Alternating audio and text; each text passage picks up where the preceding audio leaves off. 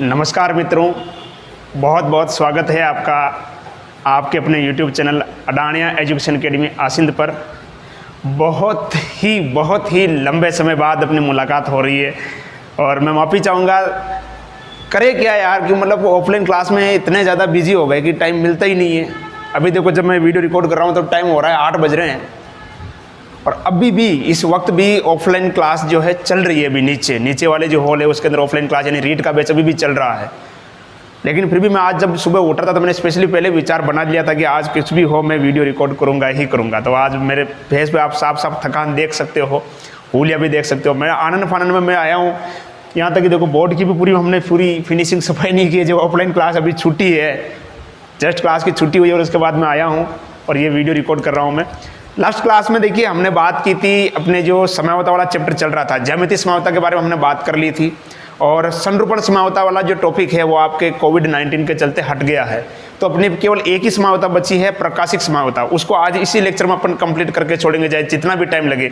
थोड़ा फर्स्ट रहेंगे, अपन फटाफट करेंगे, लेकिन इसी वीडियो के अंदर, इसी लेक्चर के अंदर उसको कंप्लीट करके इस चैप्टर को अपन क्या करेंगे, फिनिश करेंगे। ठीक है, तो आइए यार आज हम बात करते हैं प्रकाशिक समयावता के बारे में। प्रकाशिक समयावता, ऑप्टिकल आइसोमेरिज्म। आज जो हम बात करने वाले हैं वो हम बात करेंगे प्रकाशिक समयावता के बारे में। प्रकाशिक समयावता क्या होती है, ठीक है। टेंशन मत लीजिए, आपका कोर्स जो है वो हम करवा देंगे, उसमें कोर्स की कोई टेंशन नहीं है। एग्जाम की डेट आपको पता ही है, 6 मई से आपके एग्जाम शुरू होने वाले हैं और केमिस्ट्री में केवल आपको 1 दिन का मौका मिल रहा है, 1 दिन की छुट्टी मिल रही है आपको। ठीक है, दूसरी बात देखो, एक फर्स्ट ट्रैक रिवीजन की नाम से मेरी जो बुक है, हैंड रिटन नोट्स जो है शॉर्ट में, वो हमने टेलीग्राम के ऊपर डाल दिए हैं। आप वहाँ से डाउनलोड करके उसका रिवीजन कीजिए। आप एग्जाम के टाइम पर आप उसको पढ़िए। 100% अच्छे मार्किंग जो है कि वहाँ से किताब से आपको मिलने वाले, बिल्कुल निःशुल्क डाउनलोड कर सकते हैं आप, प्रिंट करवा लीजिए, जैसे भी आप करना चाहे। देखिए प्रकाशिक समयावता क्या होती है। देखिए ऐसे यौगिक, प्रकाशिक समयावता की अगर अपन बात करें या प्रकाशिक समावयवी किसे कहेंगे, ऐसे यौगिक जो समतल ध्रुवित प्रकाश को क्या कर देते हैं, घूर्णित कर देते हैं, यानी रोटेट कर देते हैं। ऐसे यौगिक जो समतल ध्रुवित प्रकाश को क्या कर देते हैं, घूर्णित कर देते हैं, उन्हें अपन क्या कहते हैं, प्रकाशिक समावयवी कहते हैं।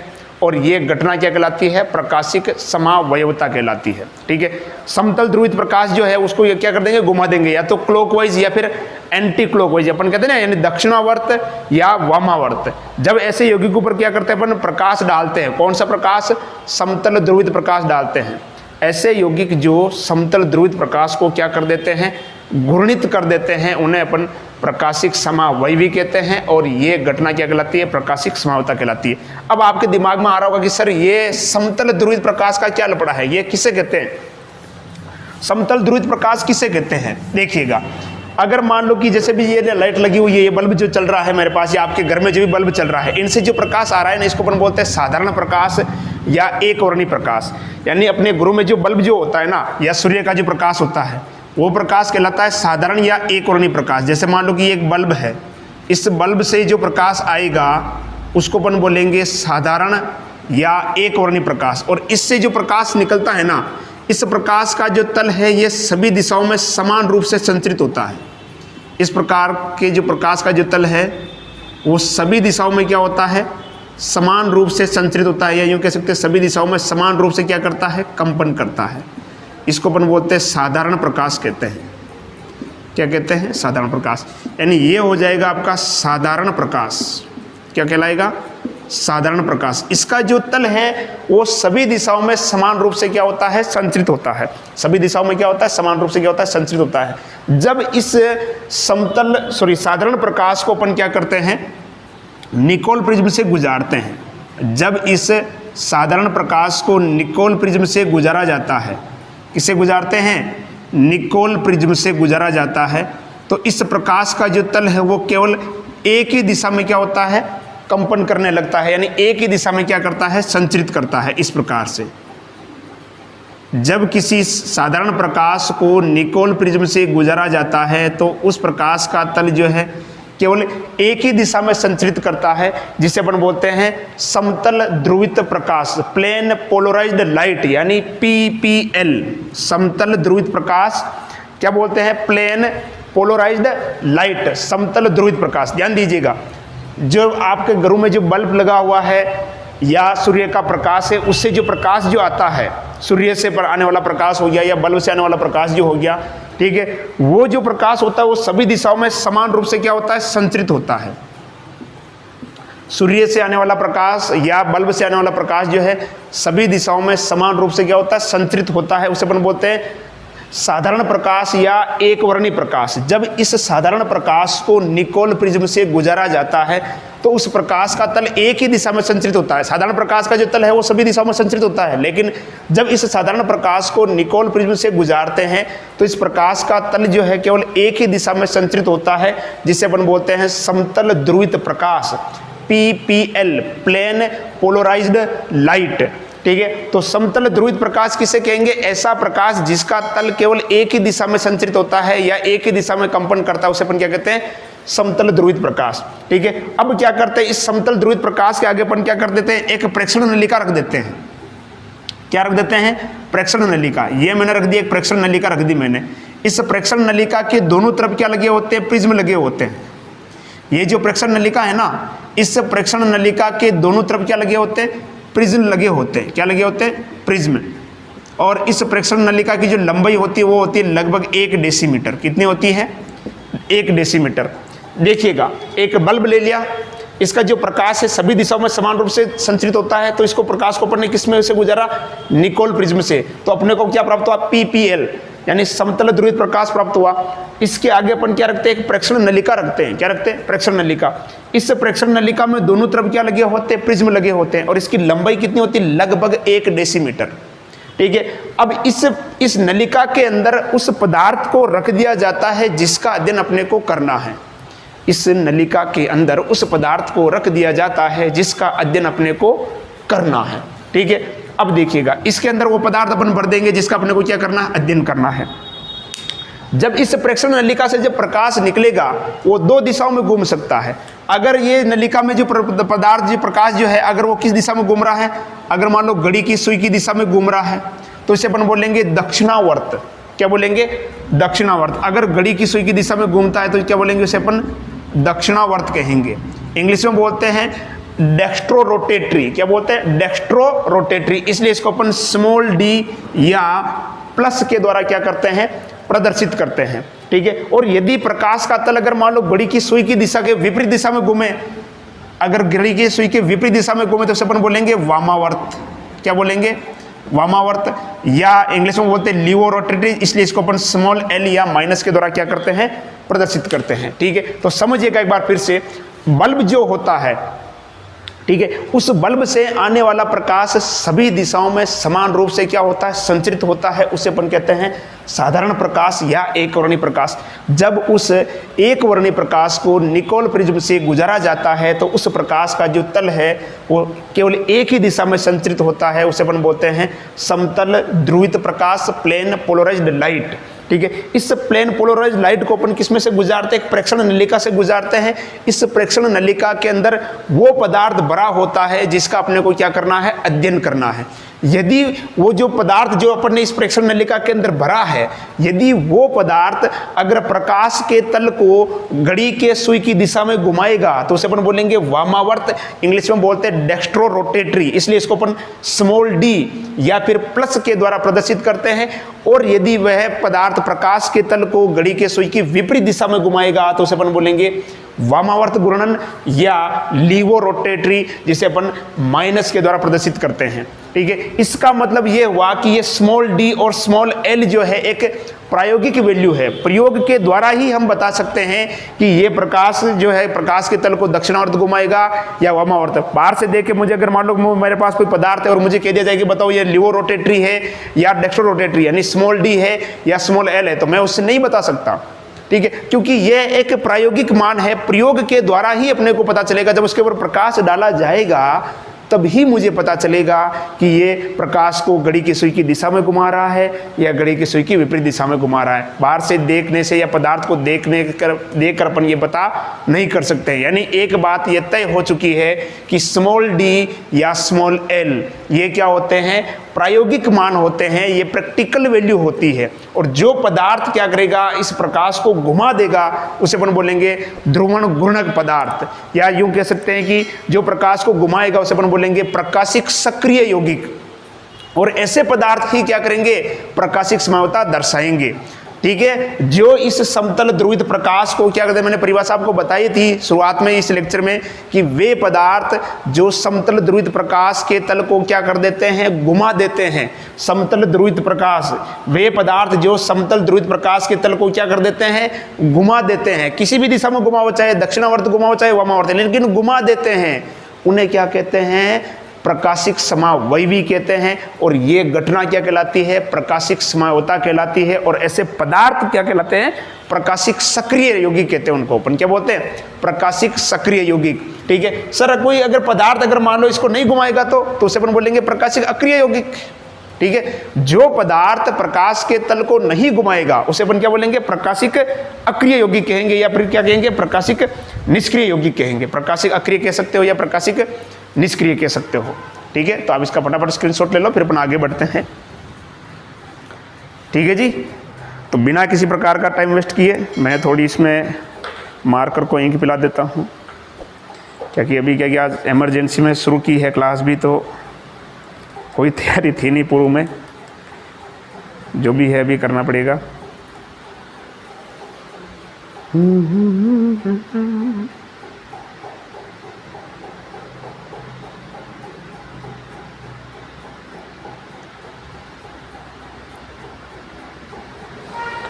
थकान हो रखी है, तो हो सकता है कि उतना ज़्यादा प्रभाव ना मिले आपको क्लास में। कोशिश करूँगा फिर भी मैं। बना लिया आपने? क्योंकि टाइम बहुत हो चुका है, तो लगभग सब जा चुके हैं। अब तो वही है जिसकी क्लास चल रही है और जो क्लास ले रहे हैं, या फिर मैं हूँ। बाकी स्टाफ, नॉन टीचिंग स्टाफ जो है वो तो जा चुका है।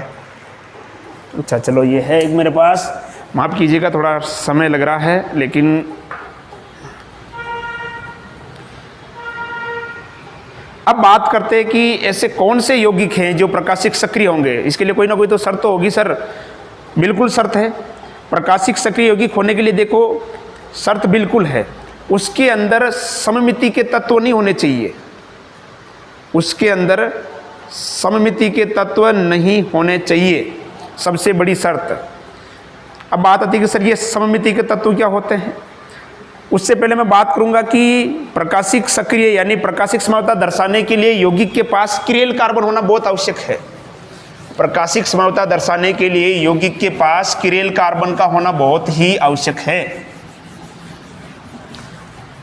प्रकाशिक समावता के लिए यौगिक के पास क्या होना चाहिए, किरेल कार्बन होना चाहिए। किरेल कार्बन, बात आती है कि सर ये किरेल कार्बन क्या होता है। ठीक है, तो आप हेडिंग लगा लीजिए प्रकाशिक समावता के लिए या प्रकाशिक सक्रियता के लिए शर्तें। ठीक है, तो सबसे पहली जो शर्त है, यौगिक के पास कम से कम एक किरेल कार्बन होना चाहिए। यौगिक के पास कम से कम एक किरेल कार्बन होना चाहिए। प्रकाशिक समावता दर्शाने के लिए यौगिक के पास कम से कम एक किरेल कार्बन होना चाहिए। ठीक है, बात आती है कि सर ये किरेल कार्बन क्या होता है। देखिए, किरेल कार्बन किसे कहते हैं, ऐसा कार्बन जिससे जुड़े हुए चारों समूह, वह कार्बन जिससे जुड़ी हुई चारों संयोजकताएं क्या हो, भिन्न भिन्न हो। ठीक है, अगर जैसे मान लो मैं ले लेता हूं, जैसे मान लो कि ये कार्बन है, एक तरफ ए लिख दिया, एक तरफ बी लिख दिया, ये सी और ये डी। ठीक है, बताओ क्या इस कार्बन से जुड़े हुए चारों समूह भिन्न भिन्न है या नहीं है। आप कहोगे सर बिल्कुल भिन्न भिन्न है। इस कार्बन से जुड़े हुए चारों समूह क्या है, भिन्न भिन्न है, तो ये क्या है, किरेल कार्बन है। ठीक है, तो ऐसा कार्बन जिससे जुड़े हुए चारों समूह क्या हो, भिन्न भिन्न हो, उसे अपन क्या कहते हैं, किरेल कार्बन कहते हैं। और इस किरेल कार्बन को जो है स्टार के द्वारा क्या करते हैं, प्रदर्शित करते हैं। ठीक है, तो प्रकाशिक समावता के लिए पहली शर्त क्या हो गई कि यौगिक में किरेल कार्बन होना चाहिए। क्या सर ये अनिवार्य शर्त है, नहीं है। ठीक है, ये अनिवार्य शर्त नहीं है। ठीक है, क्योंकि कुछ साइक्लो यौगिक हो गए, चक्रीय यौगिक हो गए, बाईफेनिल हो गया या एलीन हो गए, जैसे बाईफेनिल है, बाईफेनिल, एलीन। ठीक है, तो कुछ ये ऐसे यौगिक होते हैं जिनके अंदर किरेल कार्बन नहीं होता है। इन यौगिकों में किरेल कार्बन नहीं होता है, फिर भी ये क्या होते हैं, प्रकाशिक समता दर्शाते हैं। और कुछ यौगिक ऐसे हैं जिसमें किरेल कार्बन होता है तो भी वे प्रकाशिक समता नहीं दर्शाते हैं। ध्यान देना, कुछ यौगिक ऐसे हैं जिसमें किरेल कार्बन नहीं होता है तो भी वे प्रकाशिक समता दर्शाते हैं, और कुछ उदाहरण ऐसे भी हैं जिनके अंदर किरेल कार्बन होते हुए भी वे प्रकाशिक समता नहीं दर्शाते हैं। इसका मतलब किरेल कार्बन प्रकाशिक समता के लिए अनिवार्य शर्त नहीं है, कतई अनिवार्य शर्त नहीं है। ठीक है, किरेल कार्बन होने पर वो प्रकाशिक समता दर्शा भी सकता है और नहीं भी दर्शा सकता है। हाँ, लेकिन एक चीज श्योर है, यदि किसी यौगिक के अंदर अगर एक किरेल कार्बन है, अगर किसी यौगिक में एक किरेल कार्बन है तो वो 101% प्रकाशिक समता दर्शाएगा। लेकिन यदि किसी यौगिक के पास 2 किरेल कार्बन है तो वह प्रकाशिक समता दर्शा भी सकता है और नहीं भी दर्शा सकता है। ठीक है, कैसे नहीं दर्शाएगा उसको अपन आगे बात करेंगे। ठीक है, तो आपके समझ में आ गया होगा किरेल कार्बन किसे कहते हैं, कि ऐसा कार्बन जिससे जुड़े हुए चारों समूह क्या हो, भिन्न भिन्न हो, उसे अपन क्या कहते हैं, किरेल कार्बन कहते हैं। चलो अपन उदाहरण के रूप में देखते हैं। चलो मैं यहां पर कुछ एग्जाम्पल लिख रहा हूं आपके सामने। जैसे मैं लिखता हूं CH3Cl Br।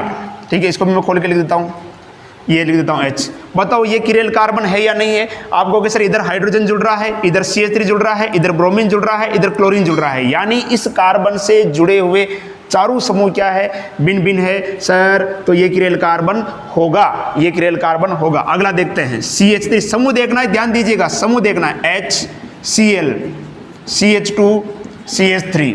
ठीक है, बताओ ये किरेल कार्बन होगा या नहीं होगा। देखिए इधर क्या जुड़ा हुआ है, CH3, इधर क्या जुड़ा हुआ है, हाइड्रोजन, इधर क्या जुड़ा हुआ है, क्लोरीन, और इधर क्या जुड़ा हुआ है, ये एथिल जुड़ा हुआ है। क्या जुड़ा हुआ है, एथिल जुड़ा हुआ है। बताओ चारों समूह भिन्न भिन्न है या नहीं है। आप कहोगे सर बिल्कुल चारों समूह क्या है, भिन्न भिन्न है। इसका मतलब ये भी किरेल कार्बन होगा। ठीक है, तो चारों समूह भिन्न भिन्न है तो ये भी क्या होगा, किरेल कार्बन होगा। ठीक है, और देखते हैं, चलो किरेल कार्बन के कुछ उदाहरण अपन और देख लेते हैं। जैसे मान लो मैं ले लेता हूं COOH, इधर OH, इधर H, इधर CH2OH। बताओ कि इससे जुड़े हुए समूह भिन्न भिन्न है या नहीं है। इधर देखो क्या जुड़ा हुआ है, COOH जुड़ा हुआ है, इधर क्या जुड़ा हुआ है, OH, इधर क्या लगा हुआ है, हाइड्रोजन, और इधर ये C2H5। चारों समूह भिन्न भिन्न है, मतलब ये किरेल कार्बन होगा। इसका मतलब ये किरेल कार्बन होगा। ठीक है, क्लियर। तो इस प्रकार से आपके जो ऑब्जेक्टिव क्वेश्चन इस प्रकार इस बार आने वाले हैं, आपने बोर्ड का पैटर्न देख लिया होगा, तो हो सकता है कि उसमें आपसे इस प्रकार का कोई क्वेश्चन दे दिया जाए कि निम्न में से किरेल यौगिक होगा या किरेल कार्बन युक्त यौगिक होगा। तो बस किरेल कार्बन का सीधा सा कंसेप्ट याद रखना है कि जिस कार्बन से जुड़े हुए चारों समूह भिन्न भिन्न हो या चारों परमाणु भिन्न भिन्न हो, उसे क्या कहते हैं, किरेल कार्बन कहते हैं। क्लियर। तो आगे बढ़ते हैं। तो पहली जो चीज आती है वो ये आती है कि यौगिक में किरेल कार्बन होना चाहिए, यौगिक में किरेल कार्बन होना चाहिए। दूसरी शर्त आती है कि यौगिक में सममिति के तत्व नहीं होने चाहिए, यौगिक में सममिति के तत्व नहीं होने चाहिए, यानी उसके अंदर कोई ऐसा तत्व नहीं होना चाहिए या कोई ऐसा तल। देखो सममिति के जो तत्व है 3 प्रकार के होते हैं। एक तो होता है सममित तल, एक तो कौन सा होता है, सममित तल, एक होता है सममित अक्ष, सममित अक्ष, और एक होता है सममित केंद्र, सममित केंद्र। ठीक है, तो ये तीनों चीजें उस यौगिक के अंदर नहीं होनी चाहिए। सममित तल क्या होता है, सममित अक्ष क्या होता है और सममित केंद्र क्या होता है, इसको लेकर भी अपन बात करेंगे। देखिएगा सममित अक्ष क्या होती है और सममित तल। देखिए कोई ऐसा तल जिससे उस यौगिक को 2 बराबर बराबर भागों में बांटा जा सके, उसे अपन क्या कहेंगे, सममित तल। जैसे मान लो मैं लिख देता हूं यहां पर, ये लिख देता हूं ए। ठीक है, इस तल के द्वारा अगर मैं देखूं तो देखो इसको क्या मैं बराबर भागों में बांट सकता हूं, नहीं बांट सकता हूं, बांट सकता हूं। ठीक है, जैसे आपकी बुक के अंदर एग्जांपल दे रखा होगा, और देखो ये बी, क्या इसको मैं यहां से बराबर भागों में बांट सकता हूं, नहीं बांट सकता हूं, बांट सकता हूं। ठीक है, तो किसी यौगिक के बीचों बीच ऐसा तल जिससे उसे 2 बराबर बराबर भागों में बांटा जा सके, उसे अपन क्या कहते हैं, सममिति तल कहते हैं। और भी ले सकते हैं अपन, जैसे COOH COH H और COH H और ये COOH। ठीक है, देखो यहाँ से क्या इसको मैं दो बराबर भागों में बांट सकता हूँ? नहीं बांट सकता हूँ, बांट सकता हूँ। ठीक है, तो किसी यौगिक में वह तल या ऐसा तल जहाँ से उसको दो बराबर बराबर भागों में बांटा जा सकता है, उसे क्या कहते हैं? सममिति तल कहते हैं। क्या कहते हैं? सममिति तल। अब अपन बात करते हैं सममिति अक्ष की बात करते हैं। देखिएगा, सममिति अक्ष किसे कहेंगे? कोई भी एक ऐसा यौगिक जहां से यदि उसके तल को घुमाया जाए तो 180 डिग्री घुमाने पर उसका दोबारा नया रूप प्राप्त हो जाए। जहां से उसको घुमाया जाए, किसी तल से घुमाया जाए, ठीक है, तो पुनः जब घुमाया जाए तो उसे 180 डिग्री पे घुमाएंगे तो उसका पुनः नया रूप प्राप्त हो जाए, उसे अपन क्या बोलेंगे? सममिति तल कहेंगे। क्या कहेंगे? सममिति तल। और सममिति केंद्र किसे कहेंगे? कि जब किसी यौगिक को अपन काटेंगे, किसी ऐसा केंद्र जहां से उसको काटने पर उसके आसपास के जो परमाणु हैं उनकी दूरी क्या हो? समान हो। उसकी दूरी, जैसे कि मान लो ये एक केंद्र है, यहाँ से यदि इसको मैं ऐसे काटूं या फिर मैं इसको ऐसे काटूं या फिर मैं इसको ऐसे काटूं, ठीक है, तो इस केंद्र से सभी की दूरी, परमाणु की दूरी क्या रहेगी? समान रहेगी। तो ये हो जाएगा सममिति केंद्र। क्या हो जाएगा? सममिति केंद्र। और एग्जांपल ले सकते हैं, जैसे मान लो साइक्लोहेक्सेन का ले लेते हैं अपन, साइक्लोहेक्सेन का ले लो या फिर बेंजीन का ले लो। चलो बेंजीन का ले लेते हैं। ये है, ये एक बिंदु है, ठीक है, बेंजीन का ले लेते हैं। चलो यहां से अगर इसको मैं काटूंगा, देखो तो बराबर भागों में कटेगा। इधर से देख लो या इधर से देख लो, है या नहीं? तो ये होता है आपके सममिति केंद्र। क्या होता है? सममिति केंद्र। यहां से देख लो, सममिति केंद्र। ठीक है, तो यौगिकों में सममिति के तत्व नहीं होने चाहिए, यौगिकों में सममिति के तत्व नहीं होने चाहिए। तो दो शर्तें अपन ने देखी। पहली शर्त क्या हो गई? यौगिक में किरेल कार्बन होना चाहिए। दूसरी शर्त क्या हो गई? यौगिकों में सममिति के तत्व नहीं होने चाहिए। सममिति के तत्व कितने होते हैं? मैंने बताया था 3 होते हैं। सममिति के तत्व कितने होते हैं? 3। कौन कौन से? सममिति केंद्र, सममिति तल, सममिति अक्ष। तो ये तीनों चीजें उस यौगिक के अंदर नहीं होनी चाहिए। और तीसरी और सबसे इंपॉर्टेंट शर्त है, वो है यौगिक में किरेलता का गुण नहीं होना चाहिए। और यह है अनिवार्य शर्त, यौगिक में किरेलता का गुण होना चाहिए। सॉरी, यौगिक में किरेलता का गुण होना चाहिए। यौगिक में किरेलता का गुण होना चाहिए। कायरलिटी, किरेलता बोले तो कायरलिटी, यौगिक में किरेलता का गुण होना चाहिए। बात आती है कि सर ये किरेलता क्या होती है? अब ये एक नया क्या लफड़ा है सर, किरेलता क्या होती है? देखिएगा, कोई भी जो यौगिक होता है उसके जो दर्पण प्रतिबिंब है ना, वो एक दूसरे पर अध्यारोपित नहीं होने चाहिए, वही है किरेलता। तो परिभाषा लिख लो आप किरेलता की। जब किसी यौगिक के दर्पण प्रतिबिंब एक दूसरे पर अध्यारोपित नहीं होते हैं, जब किसी यौगिक के दर्पण प्रतिबिंब एक दूसरे पर अध्यारोपित नहीं होते हैं, उसे क्या कहते हैं? किरेलता कहते हैं। यानी उस यौगिक के दर्पण प्रतिबिंब एक दूसरे पर अध्यारोपित नहीं होने चाहिए, उसे अपन क्या कहेंगे? किरेलता। ठीक है, अब देखिएगा यहां पर मैं आपके सामने एक एग्जांपल बनाता हूं। मैं देखिएगा, जैसे यहां बना रहा हूं मैं C, इधर लिख देता हूं, जैसे मान लो मैं ये OH, और यहां बना देता हूं जैसे मान लो मैं आपके लिए ये इसका मतलब तो समझ में आ ही गया होगा आपको, CH3, और इधर ये H और इधर ये आपके CH3। देखिएगा, इसका मतलब क्या होता है कि जो समूह मेरी तरफ है, जैसे कि ये है एक, मान लेते हैं अपन एक यौगिक मान लेते हैं, जैसे ये हो गया एक, चलो ठीक है, ये है, ये कार्बन है, इधर ये वाला क्या हो गया आपके पास? ये OH हो गया, और ये आपके पास क्या हो गया? इधर H हो गया, ये CH3, ये CH3। जो CH3 मेरे से दूर है उस तरफ है, उसको अपन दर्शाएंगे किसके द्वारा? ये डॉटेड लाइन से द्वारा, जिसको अपन क्या बोलते हैं? डैश रेखाएं बोलते हैं। क्या बोलते हैं? इसको बोलते हैं डैश एंड वेज सूत्र बोलते हैं। ठीक है, तो ये OH और ये H, इधर ये वाला जो सामने जो CH3 है उस तरफ है, ये तो ये आपके डॉटेड रेखा द्वारा, और जो ठोस रेखा के द्वारा ये वाला जो CH3 है ये मेरी तरफ है, जो दृष्टा के निकट है। ठीक है, अब जब इसका दर्पण में अगर अपन देखेंगे प्रतिबिंब, तो अपने को कुछ इस प्रकार से मिलेगा।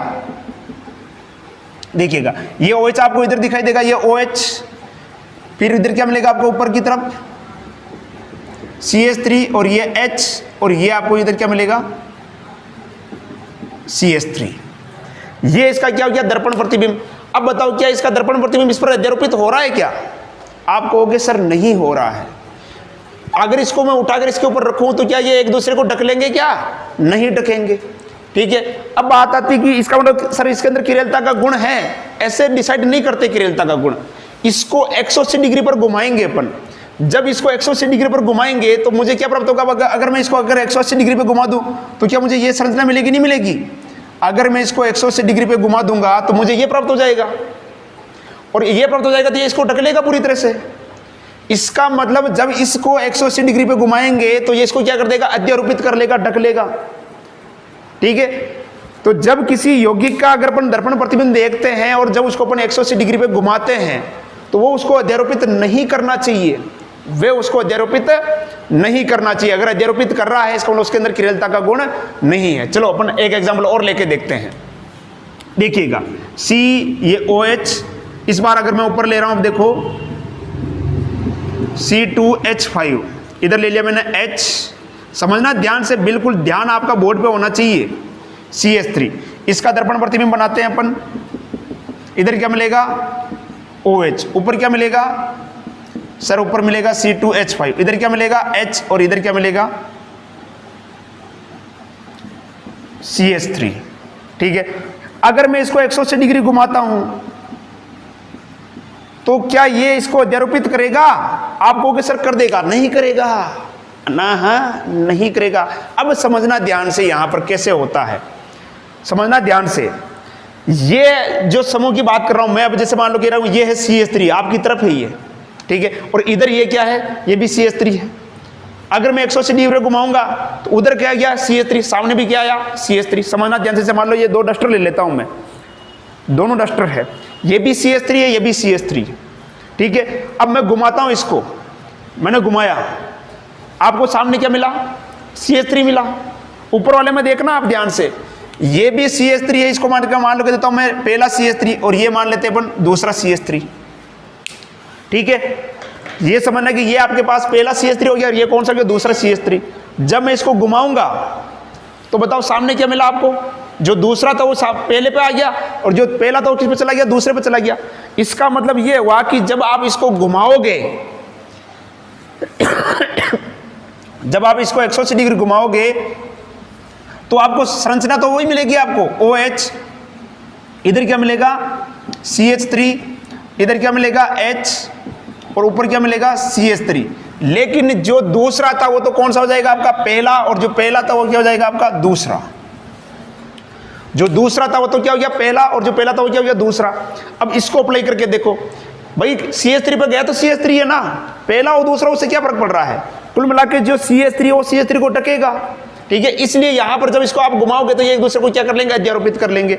लेकिन यहां अगर हम देखें, अभी आपके सामने देखना ध्यान से, ये है CH3, ठीक है, और ये आपके पास क्या हो गया? C2H5।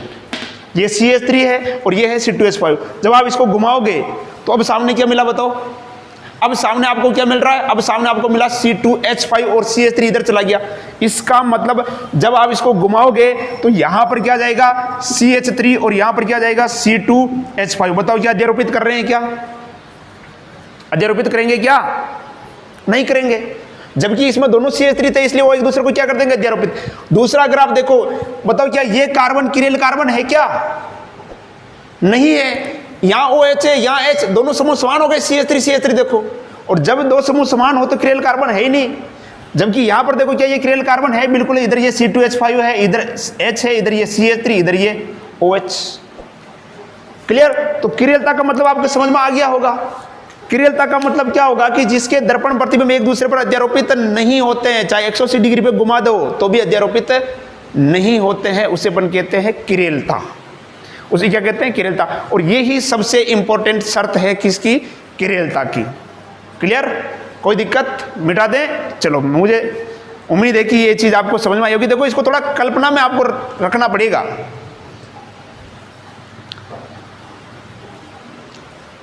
क्लियर? चलो, तो यौगिक में किरेलता का गुण होना बहुत जरूरी है। उसके बाद जो आपके एग्जाम्पल दे रखे अपन उसकी बात करते हैं। जैसे टार्ट्रिक अम्ल है। देखो एरिथ्रो और थ्रियोसमाविवी क्या होते हैं? एरिथ्रो और थ्रियोसमाविवी, एरिथ्रो और थ्रियोसमाविवी ये उन यौगिकों में पाए जाते हैं जिनमें 2 किरेल कार्बन होते हैं। एरिथ्रो एवं थ्रियोसमाविवी किन में होते हैं? उन यौगिकों में होते हैं जिनके अंदर 2 किरेल कार्बन होते हैं, उनके अंदर होते हैं एरिथ्रो एवं थ्रियोसमाविवी होते हैं। देखिएगा एरिथ्रोसमाविवी किसे कहते हैं और थ्रियोसमाविवी किसे कहते हैं। जैसे मान लेते मैं एक एग्जांपल ले रहा हूं यहां पर आपके सामने टार्ट्रिक अम्ल COOH OH H OH H और COOH। बताओ मैं कहता हूं अगर आपको कि इसके अंदर किरेल कार्बन कितने हैं तो आप कहोगे सर 2 किरेल कार्बन। देखिए ये वाला कार्बन देखो, इसमें एक तरफ क्या लग रहा है बताओ? COOH लगा हुआ है, एक तरफ क्या लगा हुआ है? OH लगा हुआ है, एक तरफ क्या लगा हुआ है? H लगा हुआ है, ठीक है। और दूसरी तरफ ये कार्बन लगा हुआ है जिसके साथ OH और H लगा हुआ है, ठीक है। ये भी किरेल कार्बन, दूसरा ये भी किरेल कार्बन, इस तरफ OH, एक तरफ H और एक तरफ COOH, ठीक है। तो एरिथ्रोसमाविवी किसे कहेंगे कि जब किसी 2 किरेल कार्बन से लगे हुए समान समूह एक ही तरफ हो। जब किन्हीं 2 किरेल कार्बन से लगे हुए समान समूह एक तरफ हो तो उसे अपन क्या बोलते हैं? एरिथ्रोसमाविवी कहते हैं। क्या कहते हैं? एरिथ्रोसमाविवी कहते हैं। थ्रियोसमाविवी किसे कहते हैं? देखिएगा COOH, इसी का बना देता हूं मैं, HOH OH H COOH, इसको बोलेंगे थ्रियोसमाविवी। जब किसी किरेल कार्बन से 2 किरेल कार्बन से जुड़े हुए समान समूह एक दूसरे के क्या हो? विपरीत हो तो उसे क्या कहते हैं? थ्रियोसमाविवी। और जब किसी 2 किरेल कार्बन युक्त यौगिक में किरेल कार्बन से जुड़े हुए समान समूह क्या हो? एक तरफ हो, उसे क्या कहते हैं? एरिथ्रोसमाविवी। समझिएगा ध्यान से, जब किरेल कार्बन से लगे हुए, दोनों किरेल कार्बन से लगे हुए समान समूह एक तरफ हो तो क्या बोलेंगे? उसे एरिथ्रोसमाविवी। और जब किरेल कार्बन से लगे हुए दोनों समूह क्या हो? दोनों समान समूह एक दूसरे के क्या हो? विपरीत हो तो उसे अपन क्या कहेंगे? थ्रियोसमाविवी कहेंगे। क्या कहेंगे? थ्रियोसमाविवी। अब बात करते हैं कि क्या सर ये यौगिक जो है ज्यामितीय प्रकाशिक समावता दर्शाएंगे या नहीं दर्शाएंगे? ठीक है, यहां से समझना बहुत इंपॉर्टेंट है। ये प्रकाशिक समावता दर्शाएंगे या नहीं दर्शाएंगे, इसके बारे में चर्चा करते हैं। देखिएगा यहां से अगर अपन बात करें तो बताओ क्या इसके अंदर सममिति का तत्व है या नहीं है? आप कहोगे सर बिल्कुल है।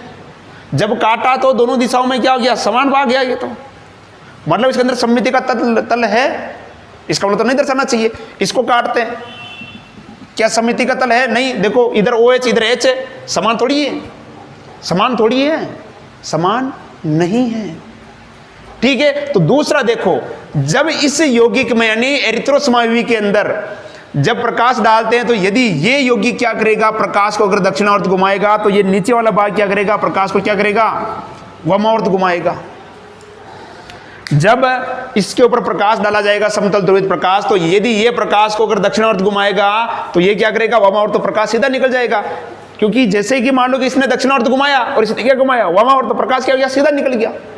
प्रकाश सीधा निकल गया। इसका मतलब इसमें प्रकाश डालने पर प्रकाश का तल, परिणामी तल तो आपको घुमा हुआ मिलेगा ही नहीं। अगर ये दक्षिणावर्त घुमाएगा तो ये क्या कर देगा? वामावर्त, तो प्रकाश क्या निकलेगा? सीधा। यानी प्रकाश के तल में परिणामी विस्थापन क्या होगा? शून्य होगा। इसका मतलब इसके अंदर देखो किरेल कार्बन होते हुए भी प्रकाश घुमा ही नहीं, सीधा ही निकला। वैसे तो घूम रहा था लेकिन परिणामी रूप से क्या हो गया? सीधा निकल गया। इसका मतलब किरेल कार्बन होते हुए भी ये प्रकाशी क्या है? निष्क्रिय है, ठीक है। अब बताओ ऐसा क्यों हुआ? क्या हमने किया? क्या आपने किया? क्या मैंने किया? नहीं, हमने किसी ने कुछ नहीं किया। ये अपना आप हुआ है, ये अपने आप हुआ है, इसके संरचना के कारण हुआ है अपना आप। इसने दक्षिणावर्त घुमाया तो इसने क्या कर दिया? वामावर्त घुमा दिया। तो इस प्रकार का जो प्रतिकार होता है उसे अपन क्या बोलते हैं? आंतरिक प्रतिकार कहते हैं। क्या कहते हैं? आंतरिक प्रतिकार कहते हैं। क्या कहेंगे? आंतरिक प्रतिकार। और ऐसे यौगिक जिसमें किरेल कार्बन होते हुए भी जिसमें किरेल कार्बन होते हुए भी वो क्या होते हैं, प्रकाशिक अक्रिय होते हैं, प्रकाशिक समावता नहीं दर्शाते हैं, उन्हें अपन बोलते हैं मीसोरूप कहते हैं। क्या कहते हैं, मीसोरूप। तो यहां से इंपॉर्टेंट क्वेश्चन सीधा सा डायरेक्ट आपसे पूछा जा सकता है कि मीसो टार्ट्रिक अम्ल का सूत्र लिखिए। मीसो टार्ट्रिक अम्ल, ये भी टार्ट्रिक अम्ल है, ये भी टार्ट्रिक अम्ल है, लेकिन मीसो कौन सा होगा, ये होगा, क्योंकि ऐसे यौगिक जिनमें किरेल कार्बन होते हुए भी वो क्या करते हैं, प्रकाशिक समावता नहीं दर्शाते हैं, उन्हें अपन क्या बोलते हैं, मीसोरूप कहते हैं। तो इसके अंदर देखो किरेल कार्बन है, लेकिन इसके अंदर अगर ये दक्षिणावर्त घुमाएगा तो ये क्या कर देगा, वामावर्त घुमा देगा, जिसके कारण जो प्रकाश का जो तल है उसके अंदर परिणामी विस्थापन अपने को क्या मिलेगा, शून्य मिलेगा। इसलिए इसको अपन क्या बोलेंगे, मीसोरूप कहेंगे। क्या कहेंगे, मीसोरूप। जबकि इसके अंदर अपने को इस तरह की स्थिति नहीं मिलेगी, इसका मतलब ये प्रकाशिक समावता दर्शाएगा, जबकि एरिथ्रोसमावी प्रकाशिक समावता नहीं दर्शाएगा। क्लियर। तो ये हो गया आपके मीसोरूप क्या होते हैं, एरिथ्रोसमावी क्या होते हैं और थ्रियोसमावी क्या होते हैं। ठीक है जी, फटाफट स्क्रीनशॉट ले लो, फिर अपन आगे बढ़ते हैं। लेक्चर को थोड़ा फास्ट रख रहा हूं मैं, कुछ ज़्यादा हार्ड भी नहीं है इसके अंदर, बस कंसेप्ट वाली चीज़ें हैं, मिटा दें। सर दर्द होने लग गया रे, जबरदस्त, गर्दन में भी दर्द हो रहा है।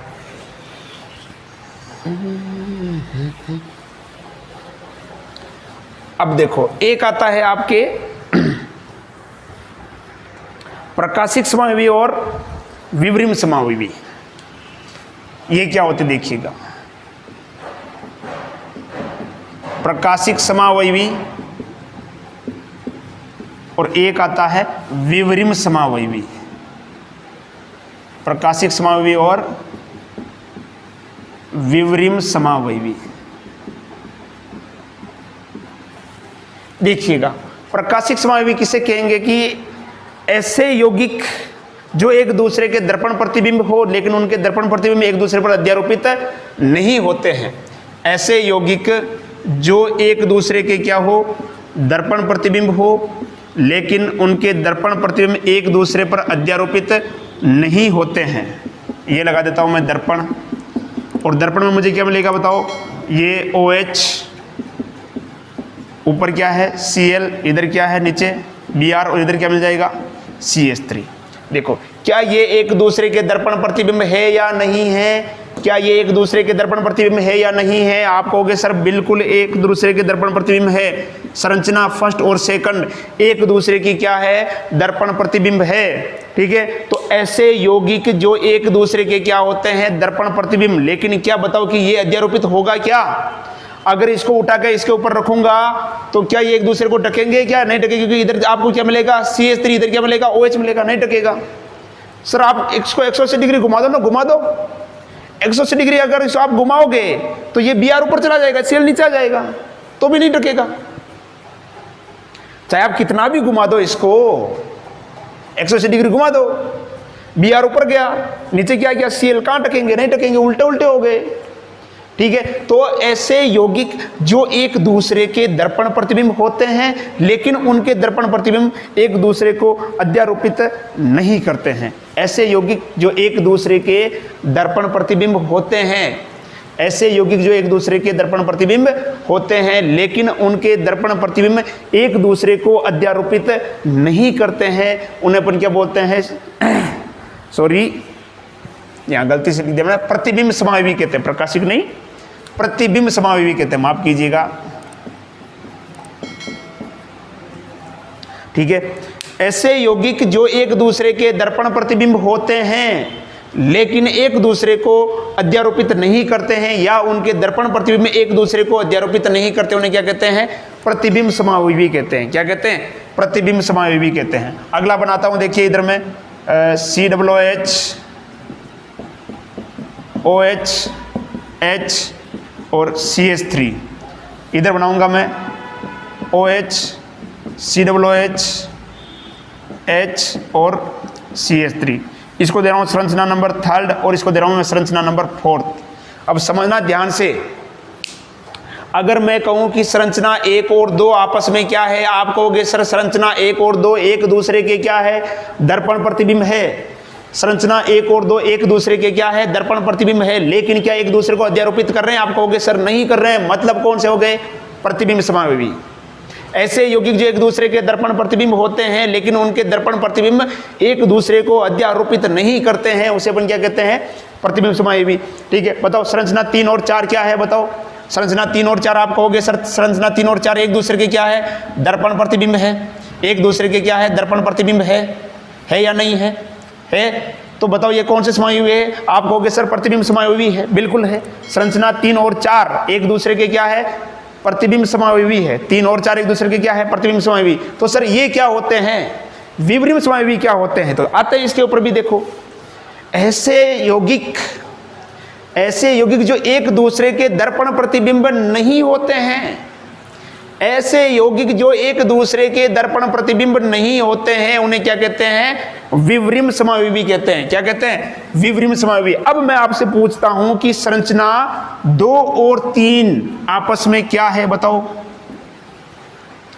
अभी मैंने आपको परिभाषा बताई कि ऐसे यौगिक जो एक दूसरे के दर्पण प्रतिबिंब नहीं होते हैं उन्हें क्या कहते हैं? विवरिम समावयवी। तो क्या बताओ ये एक दूसरे के दर्पण प्रतिबिंब है क्या? नहीं है। मतलब क्या हुआ? ये दोनों एक दूसरे के क्या हो गए? ये दोनों एक दूसरे के विवरिम समावयवी हो गए रे। क्या हो गए? विवरिम समावयवी। समझ में आ गया? विवरिम समावयवी किसे कहेंगे? प्रतिबिंब समावयवी किसे कहेंगे? पहले तो देखो ऐसे यौगिक जो एक दूसरे के दर्पण प्रतिबिंब होते हैं, एक दूसरे के दर्पण प्रतिबिंब होते हैं लेकिन उनके दर्पण प्रतिबिंब एक दूसरे पर अध्यारोपित नहीं होते हैं। ऐसे यौगिक जो एक दूसरे के दर्पण प्रतिबिंब होते हैं लेकिन उनके प्रतिबिंब एक दूसरे पर अध्यारोपित नहीं होते हैं, उन्हें क्या कहते हैं? प्रतिबिंब समावयवी कहते हैं। ठीक है। और ऐसे यौगिक जो एक दूसरे के दर्पण प्रतिबिंब नहीं होते हैं, एक दूसरे के दर्पण प्रतिबिंब नहीं होते हैं, उन्हें क्या कहते हैं? विवरिम समावयवी कहते हैं। उन्हें क्या कहते हैं? विवरिम समावयवी कहते हैं। क्लियर? कंप्लीट। तो ये हुआ आपके प्रतिबिंब समावयवी और विवरिम समावयवी। फटाफट स्क्रीनशॉट ले लो। क्लास की गति आज ज़्यादा है, बिल्कुल ज़्यादा है। ठीक है जी, मिटा दें। चलो अगली अपन बात करते हैं फिशर प्रक्षेपण सूत्र के बारे में। फिशर प्रक्षेपण सूत्र के बारे में बात करते हैं। भाई फिशर प्रक्षेपण सूत्र क्या होता है?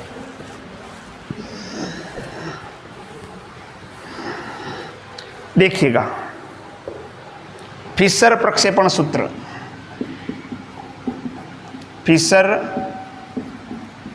प्रक्षेपण सूत्र क्या होता है? देखिए फिशर ने क्या कहा कि एक कागज तल के ऊपर 2 रेखा खींच दो। उसने कहा कि दोनों रेखाएं कागज तल पर एक ऊर्ध्वाधर और एक क्षैतिज, कागज तल पर एक ऊर्ध्वाधर और एक क्षैतिज 2 रेखा खींच दो और दोनों रेखाएं जिस बिंदु पर काटती है वो है आपका किरेल केंद्र। कौन सा हो गया? किरेल केंद्र हो गया। ठीक है। उसने बताया कि किसी भी यौगिक की जब आप संरचना बनाते हो तो उसके अंदर जो मुख्य क्रियात्मक समूह जो होता है, मुख्य क्रियात्मक समूह को या अधिकतम ऑक्सीकृत कार्बन वो क्या होना चाहिए? ऊपर होना चाहिए। अधिकतम ऑक्सीकृत कार्बन, अधिकतम ऑक्सीकृत कार्बन, अधिकतम ऑक्सीकृत कार्बन या मुख्य क्रियात्मक समूह, या मुख्य क्रियात्मक समूह का होना चाहिए? ऊपर होना चाहिए। अधिकतम ऑक्सीकृत कार्बन या मुख्य क्रियात्मक समूह का होना चाहिए? ऊपर होना चाहिए। का होना चाहिए? ऊपर। ठीक है, बस ये ध्यान रखना है। अधिकतम ऑक्सीकृत कार्बन ऊपर होना चाहिए, मुख्य क्रियात्मक समूह। बाकी अगल बगल में जैसे मान लो कि जो भी आपके परमाणु है किरेल कार्बन से लगे हुए वो हो सकते हैं। और बाकी हाइड्रोकार्बन श्रृंखला का होनी चाहिए? नीचे की तरफ होनी चाहिए। ठीक है, ये है फिशर प्रक्षेपण सूत्र। बस ध्यान रखिएगा, स्क्रीनशॉट ले लो फटाफट, और कुछ ध्यान नहीं रखना इसका। अधिकतम ऑक्सीकृत कार्बन या मुख्य क्रियात्मक समूह का होना चाहिए? ऊपर होना चाहिए। क्लियर? मिटा दें। चलो अब बात करते हैं इसके विन्यास के बारे में। देखिएगा, प्रकाशिक समावता के विन्यास। प्रकाशिक समावता के जो विन्यास हैं, 2 प्रकार के विन्यास दिए गए हैं। एक तो है डी विन्यास और है एक एल रूप, डी रूप और एल रूप। देखो डी रूप किसे कहेंगे? यदि OH किस तरफ हो? राइट साइड हो, यदि OH किस तरफ हो, राइट साइड की तरफ हो, तो क्या बोलेंगे उसको डी रूप। और यदि OH किस तरफ हो, लेफ्ट साइड की तरफ हो, OH लेफ्ट साइड में हो, तो उसे क्या कहेंगे, एल रूप कहेंगे। यदि OH किस तरफ हो, राइट साइड की तरफ, तो क्या कहेंगे, डी। यदि OH किस तरफ हो, लेफ्ट साइड, तो क्या कहेंगे, एल। ध्यान दीजिएगा, यदि OH किस तरफ हो, राइट साइड, तो क्या बोलेंगे, डी रूप। कैपिटल डी है, वो पहले क्या था, स्मॉल डी था, ये कैपिटल डी है। ठीक है, यदि OH राइट साइड की तरफ हो तो उसे कैपिटल डी, और यदि OH लेफ्ट साइड की तरफ हो तो उसे कैपिटल एल कहेंगे। ठीक है, तो क्या, अब मैं बताता हूं, आपके सामने संरचना बनाता हूं, देखिएगा। आपके सामने मैं कोई भी एक संरचना बना देता हूं, मान लेते हैं अपन, जैसे COOH OH H CH3, ये एक मैंने संरचना बना दी। ठीक है, अब बताओ, मैं पूछता हूं कि बताओ ये डी है या एल है, ये कैपिटल डी है या कैपिटल एल है। आप कहोगे सर OH राइट साइड में है, इसका मतलब ये क्या है, कैपिटल डी है। बताओ क्या मुझे इसमें प्रयोग करने की आवश्यकता पड़ी क्या ये प्रायोगिक मान है क्या, नहीं है। इसका मतलब ये हुआ कि जो स्मॉल डी था ना, स्मॉल डी क्या था, प्रायोगिक मान था, मैंने बताया था। प्रकाश डालने पर ही पता चलेगा कि स्मॉल डी है या स्मॉल एल है। क्या यहाँ प्रकाश डालने की जरूरत है, नहीं है, कोई जरूरत नहीं है। यहाँ OH आप देख के बता सकते हो कि ये कैपिटल डी होगा या कैपिटल एल होगा। इसका मतलब कैपिटल डी आपकी एक सैद्धांतिक वैल्यू है। कौन सी वैल्यू है, सैद्धांतिक वैल्यू है। ठीक है, कैपिटल डी क्या है, सैद्धांतिक वैल्यू है, जबकि स्मॉल डी क्या है, प्रायोगिक वैल्यू है। कैपिटल एल क्या है, सैद्धांतिक वैल्यू है, स्मॉल एल क्या है, प्रायोगिक वैल्यू है। चलो एक और करके देखते हैं।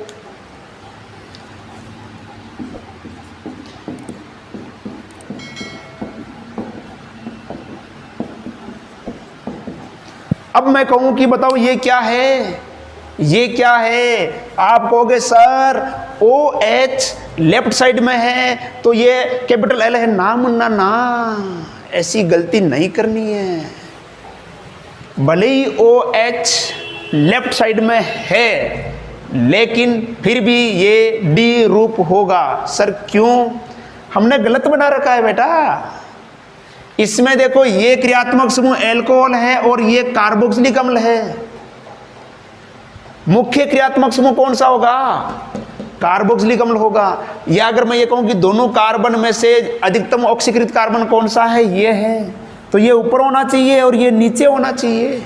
ये गलत बना हुआ है। जब इसको आप ऊपर ले जाओगे, जब आप इसको ऊपर ले जाओगे तो ये पूरा घूम जाएगा और क्या मिलेगा आपको, COOH, और इधर ये OH, इधर मिलेगा H और नीचे मिल जाएगा CH2OH। अब बताओ ये क्या है, डी रूप है। आप इसको एल रूप लिखोगे गलत हो जाएगा, क्योंकि बना हुआ ही गलत है, बना हुआ ही गलत है। पहले इसको सही बनाओ, पहले इसको सही बनाओ, इसको ऊपर और इसको नीचे लाओ। तो जब आप इसको घुमाओगे तो आपको ये मिलेगा। इसका मतलब ये एल नहीं है, ये क्या है, डी है, क्योंकि इसको आपको सही बनाना पड़ेगा। इसलिए जब भी अगर ऐसा आ जाए तो एल का क्या कर दो, डी कर दो, और डी का क्या कर दो, एल कर दो। एल का क्या कर दो, डी कर दो, और डी का क्या कर दो, एल कर दो। क्लियर। तो बस ये छोटी छोटी चीजें यार, बहुत इजी चैप्टर है, इसमें कुछ भी नहीं है, बहुत बहुत very very very very easy. ठीक है, समझ में आ गया भाई। यहां पर इसको अपन ने एल क्यों नहीं मानेंगे, क्योंकि ये गलत बना हुआ है। ये ऊपर होना चाहिए और ये नीचे होना चाहिए, इसलिए इसको अपन घुमा देंगे 180 डिग्री पे। जैसे अपन इसको 180 डिग्री पे घुमाएंगे आपको ये मिलेगा, और ये क्या हो जाएगा, डी रूप हो जाएगा। क्या हो जाएगा, डी रूप। क्लियर। चलो एक और देख लेते हैं ग्लूकोज का। चलो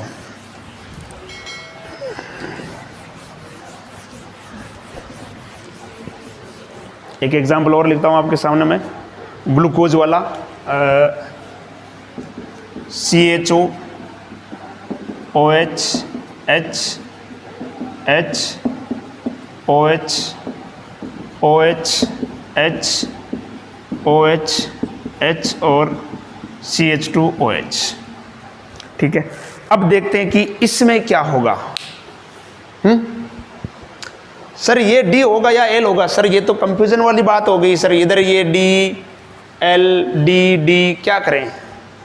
देखो जब ऐसी कंडीशन आ जाए ना, जब किसी यौगिक में 2 से अधिक किरेल कार्बन हो, या यूं कह सकते 1 से अधिक किरेल कार्बन हो, जब किसी यौगिक में 1 से अधिक किरेल कार्बन हो तो क्या करेंगे अपन? अंतिम कार्बन देखेंगे, अंतिम किरेल कार्बन देखेंगे। जब किसी यौगिक में 1 से अधिक किरेल कार्बन हो तो हम क्या करेंगे? अंतिम किरेल कार्बन देखेंगे। क्या देखेंगे? अंतिम किरेल कार्बन। देखो इसमें अंतिम किरेल कार्बन कौन सा हो जाएगा बताओ? यहां से करते अपन, देखो एक, क्योंकि मुख्य क्रियात्मक समूह तो ये ना एल्डिहाइड, ये एल्डिहाइड है और ये एल्कोहल है। एल्डिहाइड और एल्कोहल में से मुख्य क्रियात्मक समूह कौन सा होगा? ये होगा। या यूं कह देते कि इसमें अधिकतम ऑक्सीकृत कार्बन कौन सा है? ये है। तो ये इधर से अंकन करेंगे अपन, 1 2 3 4, ये है आपका अंतिम किरेल कार्बन। अब देखो इस अंतिम किरेल कार्बन को देखो आप, इस अंतिम किरेल कार्बन में OH किस तरफ है? इस अंतिम किरेल कार्बन में OH किस तरफ है? राइट साइड की तरफ, यानी ये हो जाएगा आपका डी ग्लूकोज। क्या हो जाएगा? D glucose. और यदि यही OH अगर इधर होता तो ये आपका क्या हो जाता है? एल ग्लूकोज हो जाता। क्या हो जाता? एल ग्लूकोज हो जाता। क्या हो जाता? एल ग्लूकोज हो जाता। क्लियर? मिटा दें, मिटा दें। चलो बस ये हो गया, चैप्टर हो गया रे। संरूपण समावता तो आपके कोर्स में से हट चुकी है। और लास्ट में एक टॉपिक इसका बचा है, वो है रेसिमिक मिश्रण।